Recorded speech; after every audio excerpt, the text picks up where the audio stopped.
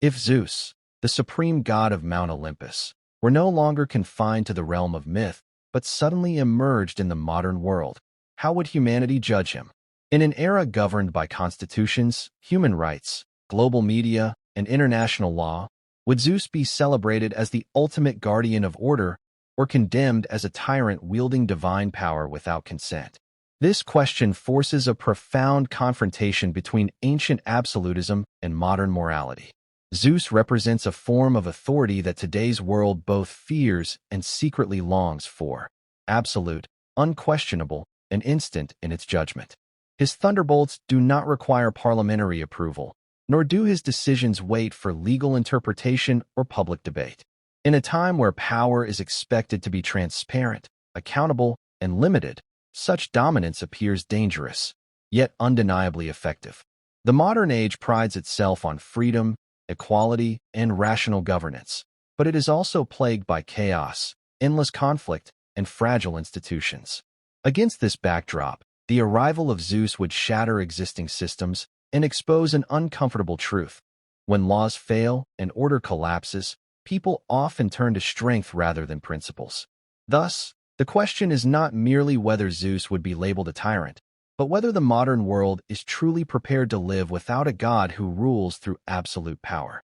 Part 1. Absolute power, radiant authority, or the seed of tyranny.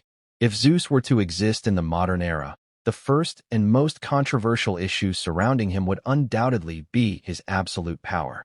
In ancient mythology, such power was not questioned. It was accepted as a natural law of existence. Zeus ruled because he was strongest, because he had defeated the Titans, and because the cosmos itself seemed to recognize his authority.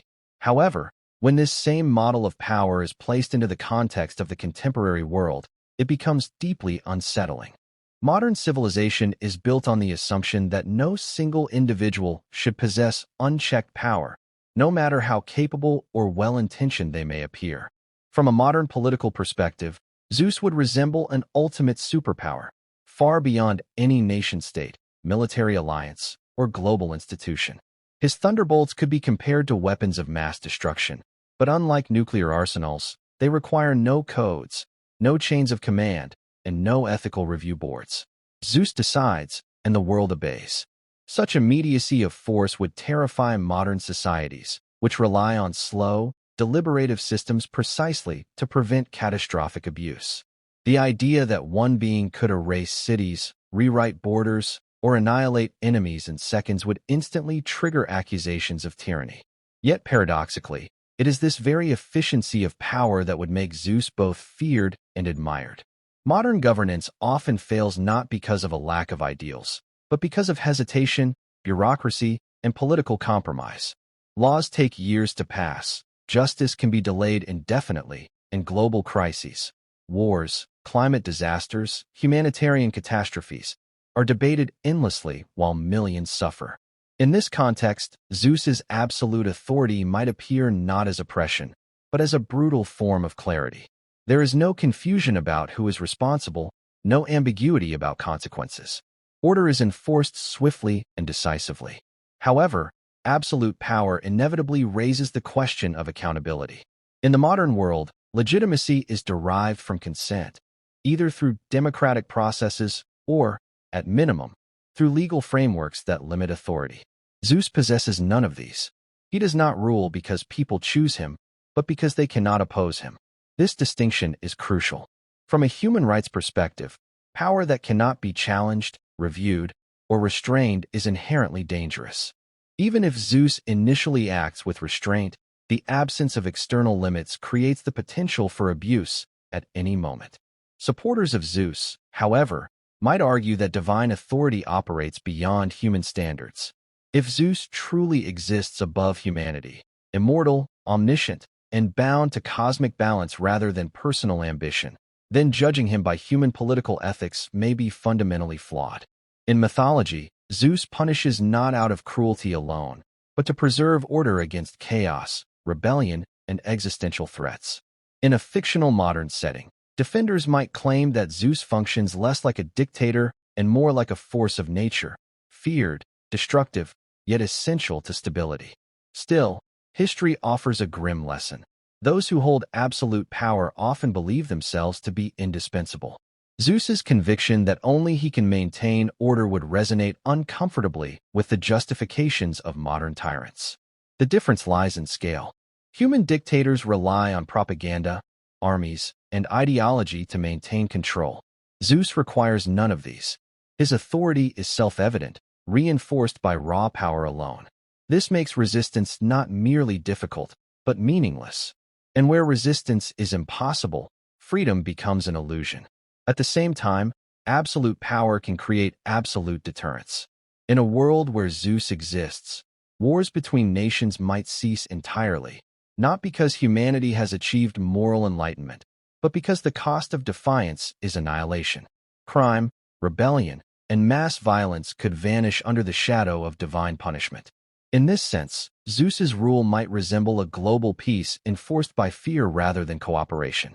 The uncomfortable question then arises: is peace without freedom preferable to freedom without security?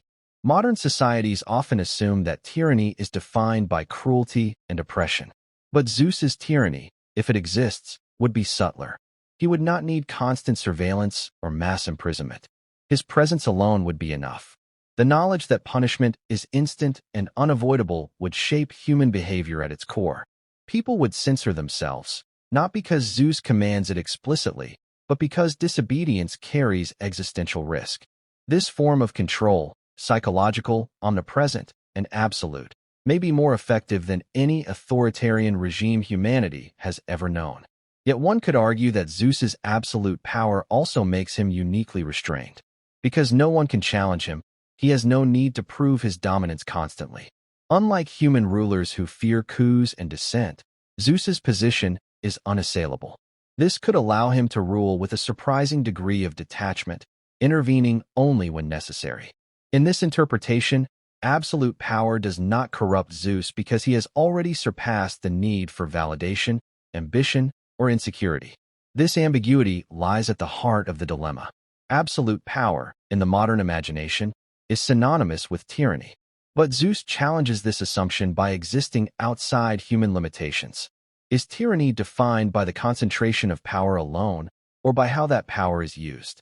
If Zeus enforces order, prevents catastrophe, and maintains balance at the cost of human autonomy, does that make him a villain, or merely a ruler incompatible with modern ideals? Ultimately, Zeus's absolute power would act as a mirror to modern civilization's deepest contradictions. We claim to value freedom above all, yet repeatedly surrender it in times of fear. We reject tyranny, yet demand strong leaders during crises. Zeus embodies this tension perfectly. His authority shines like a beacon of stability in a chaotic world, while simultaneously casting the darkest shadow over the very concept of human self-determination. Thus, Zeus's absolute power is both radiant and ominous. It promises order without delay, justice without appeal, and peace without negotiation. But embedded within that promise is the permanent loss of choice. Whether this power is seen as divine guardianship or the ultimate form of tyranny depends not on Zeus himself, but on how much freedom humanity is willing to sacrifice for the comfort of absolute control. Part 2. Zeus before law, morality, and modern media. If absolute power defines Zeus's position in the modern world, then law, morality, and media would define the battlefield on which his legitimacy is constantly challenged. Unlike ancient times, when divine authority was unquestionable and resistance was futile, the contemporary era is shaped by legal systems, ethical norms, and an information ecosystem that thrives on exposure, criticism, and accountability. In such a world, Zeus would not merely rule. He would be judged, debated, condemned, defended, and endlessly scrutinized. 1. Zeus and the modern legal order, above the law or the law itself. Modern legal systems are founded on a single core principle: no one is above the law. Even heads of state, monarchs, and military leaders are theoretically subject to constitutional limits and international regulations. The arrival of Zeus would shatter this principle instantly. There exists no court capable of summoning him, no police force able to arrest him, and no prison strong enough to contain him. International law, which relies on mutual recognition and enforcement, would collapse in the face of a being who recognizes no equal authority. From a legal standpoint, Zeus would represent a paradox. If he is subject to the law, who enforces it? If he is not, then the law itself becomes meaningless. Some legal scholars might argue that Zeus constitutes a new category of sovereign, similar to how early theorists once justified absolute monarchy. Others might attempt to frame him as a natural phenomenon rather than a legal actor, an earthquake with consciousness, a storm with intent. Yet this classification would fail the moment Zeus makes deliberate choices, punishes individuals, or intervenes selectively in human affairs. Fictionally, one could imagine emergency summits at the United Nations, where world leaders debate whether Zeus is a threat, a guardian, or an unavoidable reality to be accommodated. New legal doctrines might emerge, divine exception clauses, cosmic sovereignty, or superhuman authority. But all such efforts would be symbolic. Law without enforcement is merely philosophy, and Zeus's existence would expose the fragility of legal systems that depend on shared power rather than absolute force. 2. Moral judgment. Can human ethics judge a god? While law may fail against Zeus, morality would attempt to fill the vacuum. Human morality is rooted in empathy, equality, and the intrinsic value of individual life. Zeus, however, operates on an entirely different scale. To him, a city is not a community of millions. It is a point on the map of cosmic balance. When Zeus destroys, he does not see faces, he sees outcomes. This disparity creates an irreconcilable ethical conflict. Human critics would accuse Zeus of mass violence, collective punishment, and moral indifference. Philosophers and ethicists would argue that no goal, order, stability, or balance can justify absolute authority over life and death. Zeus's defenders, on the other hand, would claim that human morality is insufficient for divine responsibility. A god tasked with maintaining universal order cannot afford the luxury of individual sentiment. Here, fiction deepens the tension. Imagine a scenario where Zeus intervenes to end a global war by annihilating its leaders in a single thunderous strike. Billions are spared, yet the act itself violates every principle of due process and moral restraint. Is Zeus a savior or an executioner? Modern morality, built on procedure rather than outcome, would struggle to answer this question. Moreover, Zeus's personal flaws, his wrath, pride, and infamous indulgences would fuel moral outrage. In the modern world, leaders are expected not only to govern effectively, but to embody ethical integrity. Zeus, judged by human standards, would fail repeatedly. Yet morality loses its force when it cannot impose consequences. Zeus may be condemned, but condemnation without power is little more than protest. 3. Zeus and the age of media, from God to global headline. If law and morality challenge Zeus intellectually, modern media challenges him symbolically. In a world dominated by social networks, 24-hour news cycles, and viral narratives, no figure, divine or human, remains untouched by public scrutiny. Zeus's every action would be recorded, analyzed, and reframed through countless lenses. His thunderbolts would not merely strike, they would trend. Hashtags would emerge overnight. Hashtag divine tyrant. Hashtag God or dictator. Hashtag Zeus judgment. Images of destruction would circulate endlessly, stripped of context and emotion. Activists would demand accountability, while supporters would glorify his decisiveness. Zeus, once distant and untouchable, would be dragged into the arena of public opinion. Yet media power cuts both ways. While it can damage reputations, it cannot harm Zeus physically.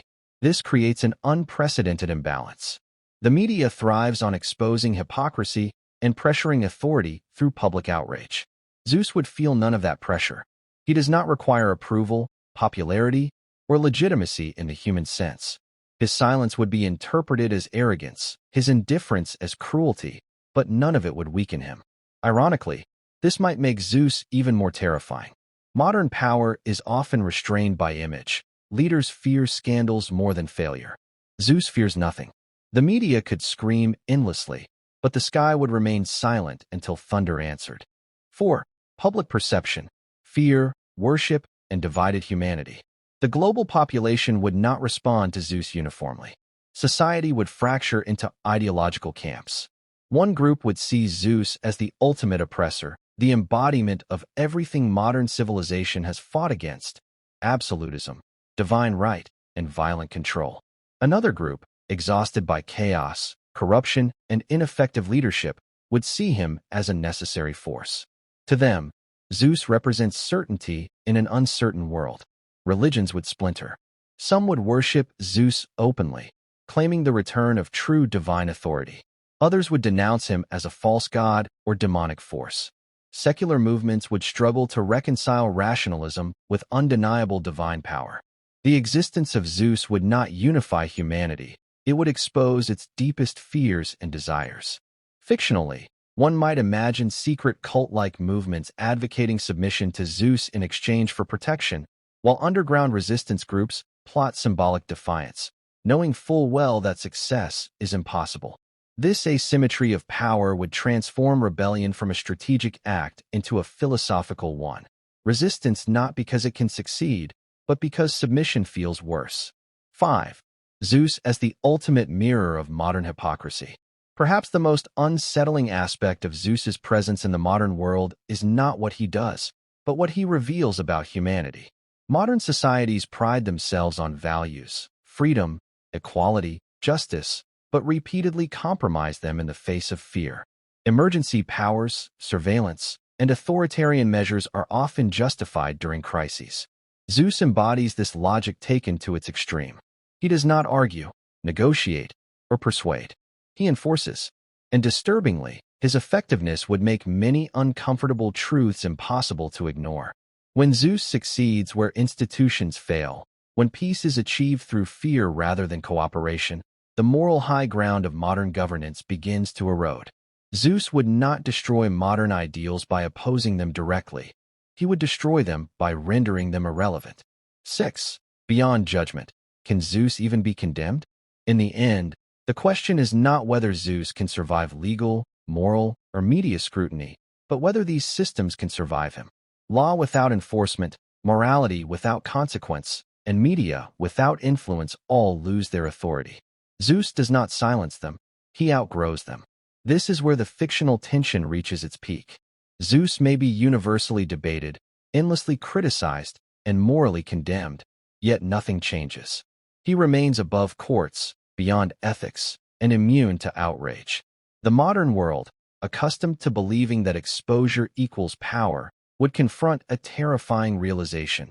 Some forms of authority cannot be shamed into submission. Thus, Zeus before law, morality, and modern media is not merely a god on trial. It is modern civilization itself being judged.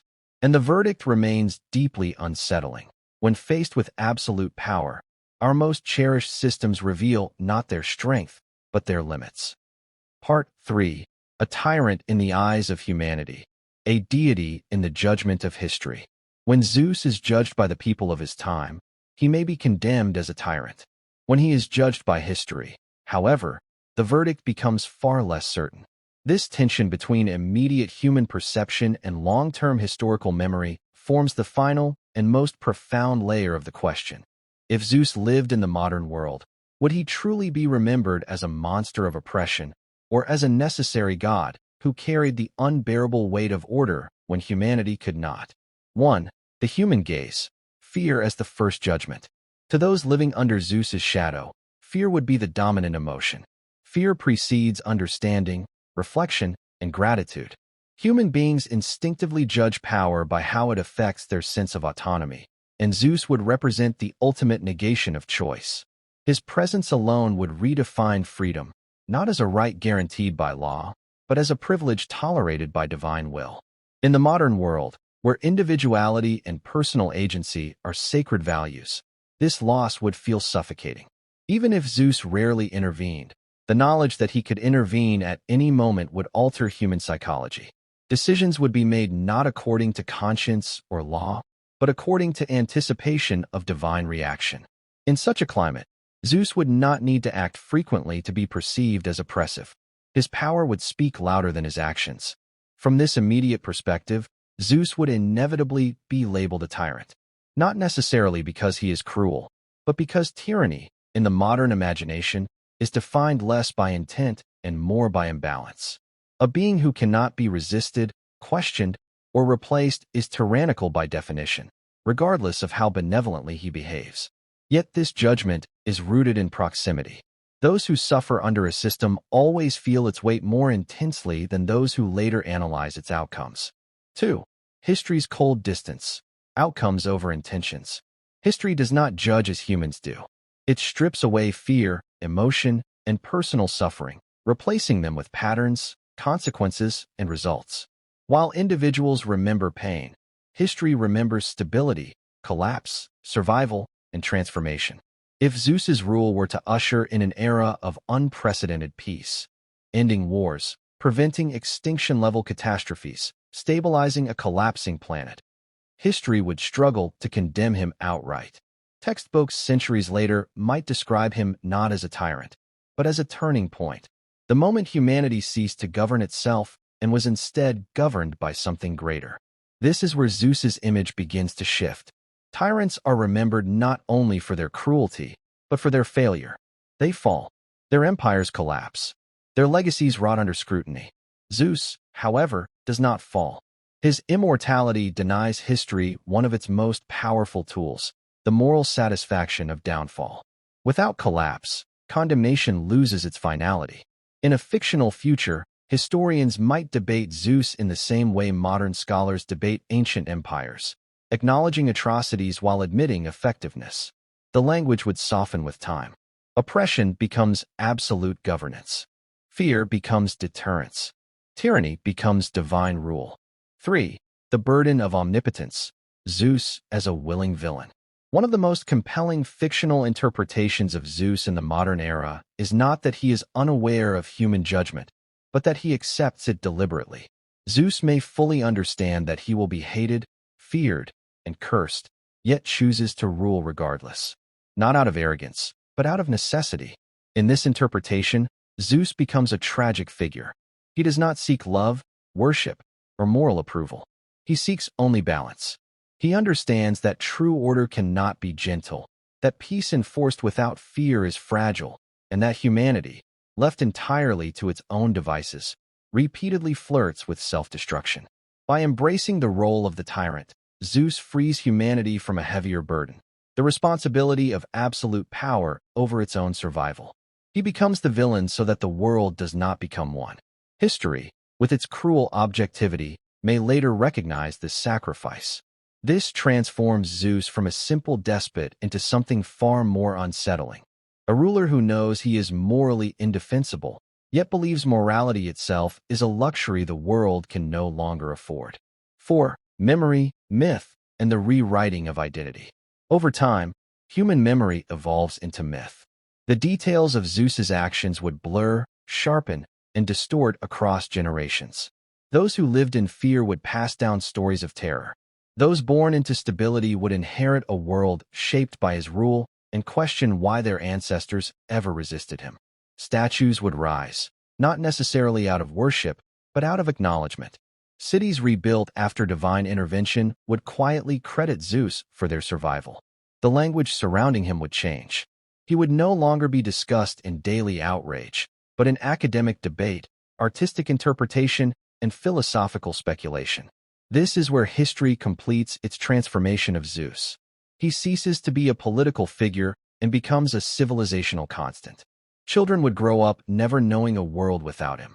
To them, Zeus would not feel like a tyrant, but like gravity, inescapable, impersonal, and essential.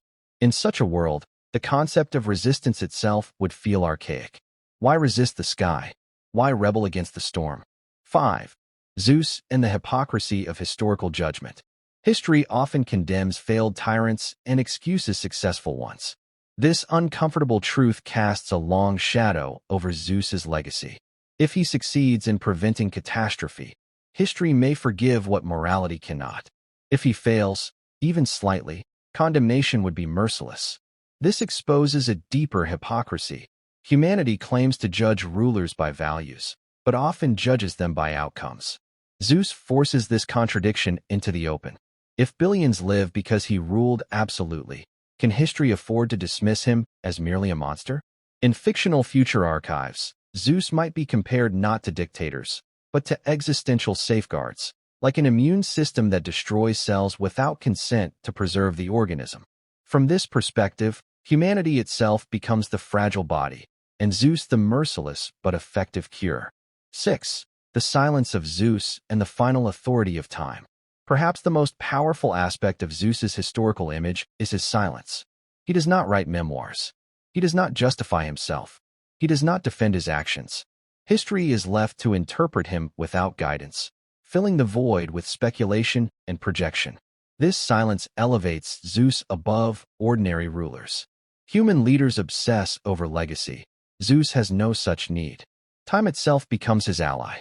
As generations pass, anger fades, fear dulls, and only structure remains. The world continues. Civilization survives.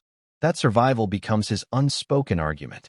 Eventually, even the word tyrant may lose its relevance.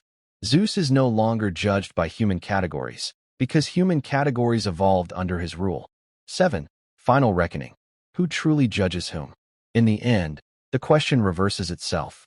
It is no longer whether humanity judges Zeus as a tyrant or a god, but whether Zeus judges humanity as capable or unworthy of self-rule.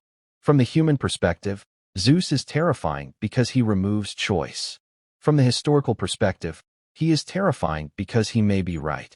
His existence suggests that freedom, left unchecked, may be incompatible with survival on a cosmic scale. Thus, Zeus stands at the crossroads of fear and reverence. In the eyes of those who live beneath his thunder, he is a tyrant. In the eyes of history, he is something far more ambiguous. A force that ended chaos at the cost of innocence, a god who ruled not because he was loved, but because no one else could bear the weight of absolute power. And history, ruthless and indifferent, may ultimately render its quiet verdict, not in praise or condemnation, but in acknowledgement. The world endured, and Zeus was the reason. Conclusion. In the modern world, Zeus would almost certainly be branded a tyrant by human standards. His authority would violate every principle of democracy, accountability, and individual freedom that contemporary civilization claims to defend. He would stand above constitutions, beyond courts, and immune to moral outrage. Yet to reduce Zeus to the label of Baochua alone is to misunderstand the true nature of his power. Zeus is not merely a ruler who dominates others. He is a force that reshapes the very framework in which judgment exists. What ultimately defines Zeus is not cruelty, ambition, or desire for control, but absolute supremacy. His power is final, unquestionable, and unchallengeable. In a world plagued by hesitation, division, and fragile institutions, such power would impose order with terrifying efficiency. Humanity may resent him, fear him, and condemn him, yet it would also adapt to the stability he enforces. Over time, resistance would fade, not because Zeus demands obedience, but because his dominance leaves no meaningful alternative. History, unlike living societies, does not cling to ideals, it records outcomes. If the world survives, if chaos is restrained and extinction averted, Zeus's rule would stand as proof that absolute power, while morally unsettling, can be undeniably effective. He would not need love, worship, or approval. His authority would exist regardless of human judgment. Thus, whether seen as a tyrant or a god becomes secondary. The truth remains unchanged. Zeus embodies absolute power in its purest form. And in the end, it is not Zeus who must justify his strength to the world, but the world that must accept it, because no force exists capable of challenging him. Chapter 3. The Gods Who Doubted. Internal rebellion on Olympus. Rebellion against Zeus did not always come from monsters or ancient beings. The most dangerous opposition emerged from within Olympus itself. These were not enemies driven by brute force or raw ambition, but gods who believed they understood justice better than the king of gods. Doubt, among immortals, is a far subtler threat than violence. Gods who questioned Zeus rarely challenged his strength. They challenged his judgment. They whispered of excess, cruelty, imbalance. They spoke of mercy, reform, shared authority. In doing so, they revealed a fundamental misunderstanding of Zeus' rule, Olympus was not a council, it was a hierarchy. Zeus tolerated dissent, but he never allowed it to organize. The illusion of debate. In mythological and fictional expansions, Olympus often appears as a place of discussion and argument. Gods quarrel, criticize, and protest. This creates the illusion that Zeus' authority is flexible. It is not. Zeus permits debate because debate creates the appearance of freedom. But discussion without consequence is not power, it is containment. By allowing gods to speak, Zeus identifies who questions him, who hesitates, and who might one day act. Those who crossed from doubt into defiance were never punished immediately. Zeus understood that open retaliation would fracture Olympus and create martyrs. Instead, he dismantled opposition invisibly. Punishment without spectacle. Internal rebels were not struck down by lightning. They were diminished. Zeus stripped them of influence, redirected worship away from them, altered fate so their voices lost relevance. In a divine system sustained by belief, obscurity is annihilation. Gods exist because they are remembered. To be ignored is to decay. In darker interpretations, Zeus manipulates time and narrative itself. The rebellious gods' myths fade. Their temples crumble. Their names are no longer invoked. They remain alive, but hollow, powerless, spectators to a world that no longer acknowledges them. This form of punishment is surgical. It leaves no visible scars. Olympus remains peaceful, but the lesson is unmistakable. Unity is preserved not through loyalty, but through silence. Why Olympus never falls? Olympus does not collapse because Zeus understands internal rebellion better than any tyrant. He does not crush it violently. He dissolves it. By the time other gods realized dissent existed, it has already been erased. Chapter 4. Mortals, Hubris, and the Theatrical Punishment. If gods challenged Zeus intellectually, mortals challenged him unknowingly. Their rebellion was rarely intentional. It emerged from ambition, pride, ingenuity, or desperation, the traits Zeus himself once embodied. And that made mortals uniquely dangerous. Mortals believed achievement equaled permission. That progress justified transcendence. They mistook divine tolerance for divine approval. Zeus corrected this misunderstanding with spectacle. Hubris as a crime.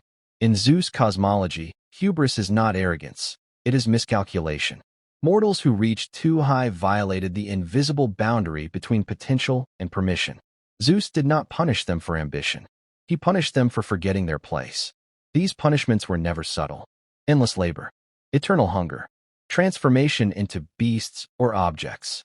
These fates were designed to be remembered, retold, and feared. Zeus understood that mortals learned through story, not doctrine. Each punishment became a myth. Each myth became a warning. The rise before the fall. In darker fictional interpretations, Zeus often allows mortals to succeed before destroying them. He grants intelligence, power, or divine gifts, only to revoke them at the peak of triumph.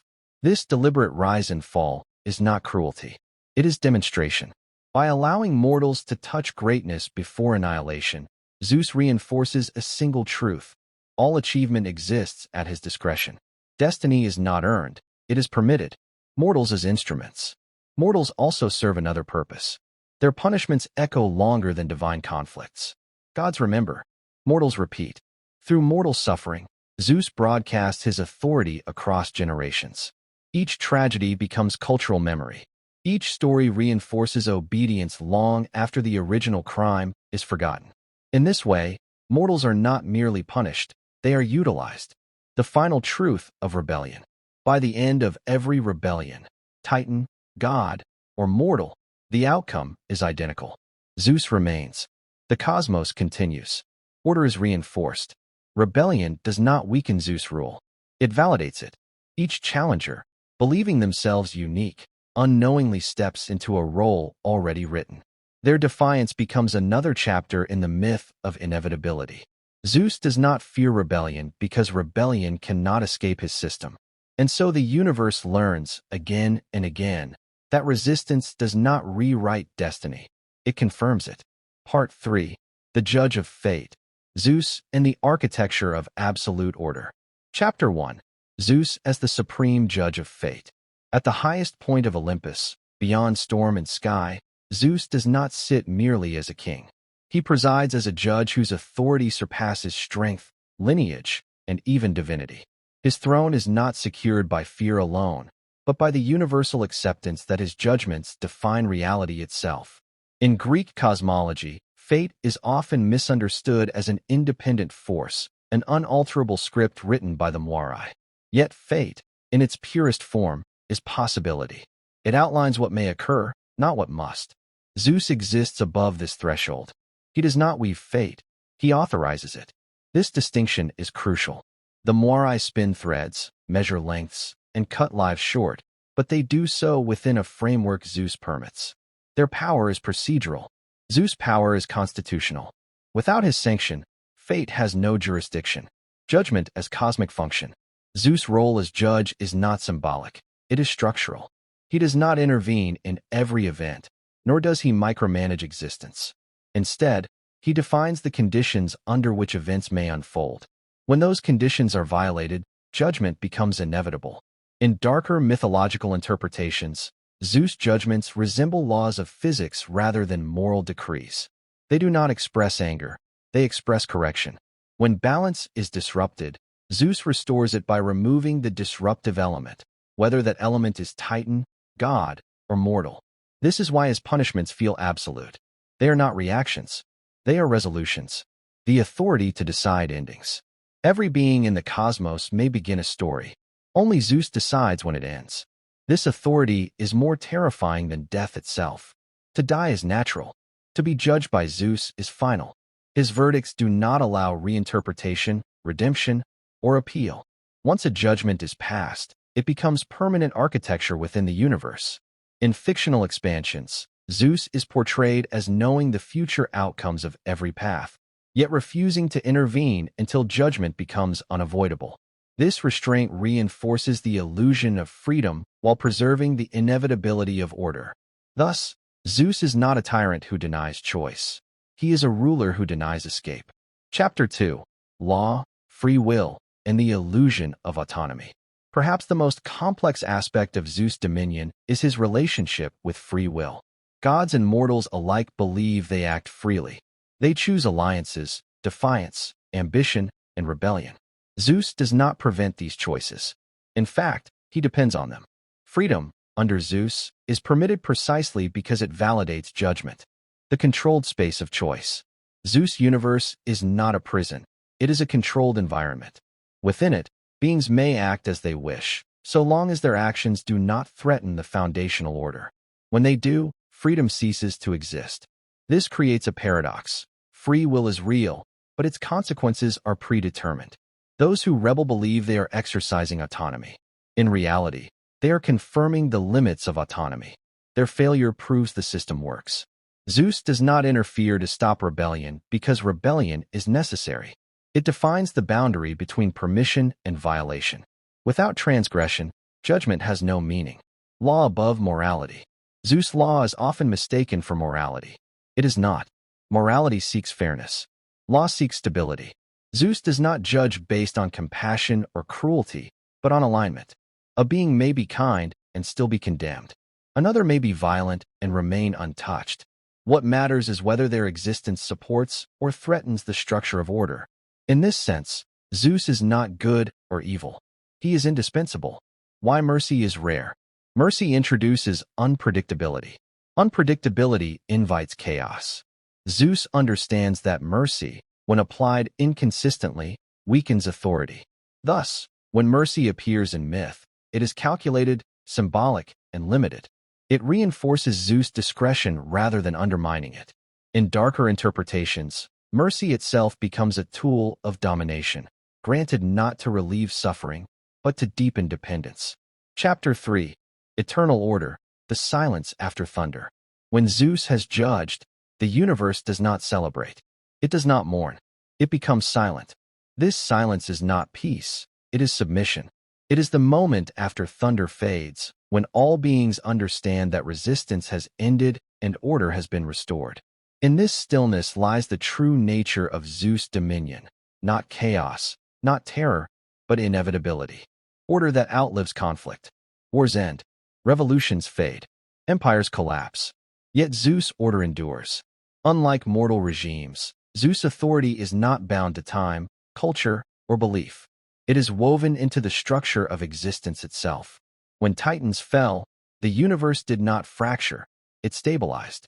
When rebellious gods were erased from memory, Olympus did not weaken, it clarified its hierarchy.